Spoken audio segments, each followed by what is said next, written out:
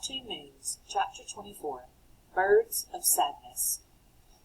As we were leaving the Badlands, Gramps swore at a driver who cut us off. Usually when Gramps cursed like this, Gram threatened to go back to the eggman. I don't know that whole story, just that one time when Gramps was cussing up a storm, Gram ran off with the man who regularly bought eggs from Gramps. Gramps stayed with the eggman for 3 days and 3 nights until Gramps came to get her and promised he wouldn't swear anymore. I once asked Gram if she would really go back to the eggman if Gramps cursed too much. She said, "Don't tell your grandfather, but I don't mind a few H's and D's. Besides, that eggman snored to beat the band."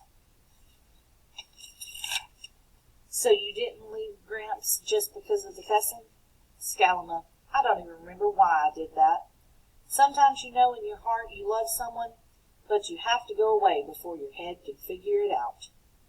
That night we stayed at a motel outside of Wall, South Dakota.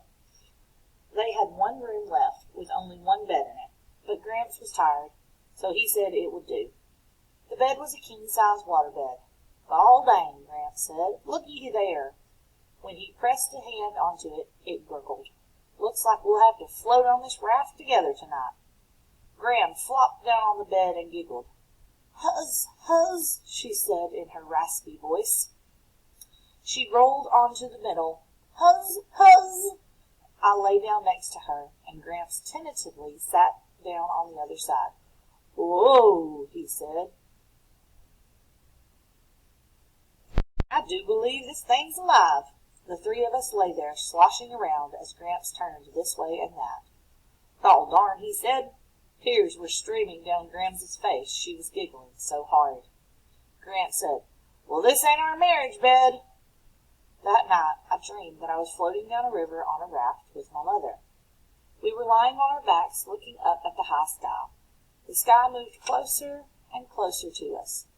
There was a sudden popping sound, and then we were up in the sky.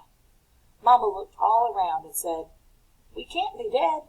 We were alive just a minute ago." In the morning we set out for Black Hills and Mount Rushmore, hoping to be there by lunchtime.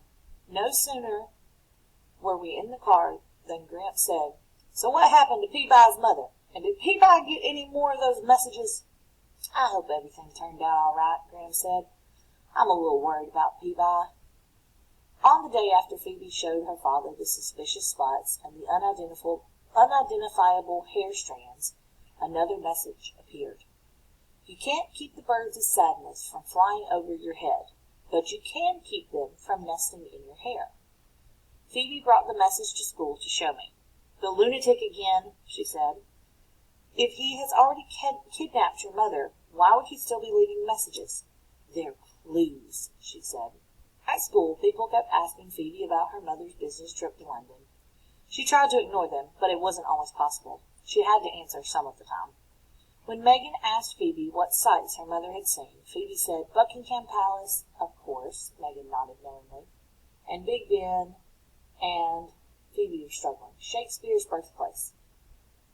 "But that's in Stratford on Avon," Megan said. "I thought your mother was in London." "Stratford is miles away. Did she go on a day trip or something?" "Yes, that's what she did. She went on a day trip." Phoebe couldn't help it. She looked as if a whole family of birds of sadness were nesting in her hair. In English class, Ben had to give his mythology report. He was nervous. He explained that Prometheus stole fire from the sun and gave it to man. Zeus, the chief god, was angry at man and at Prometheus for taking some of his precious sun. As a punishment, Zeus sent Pandora, a woman, to man. Then Zeus chained Prometheus to a rock and sent vultures down to eat Prometheus's liver.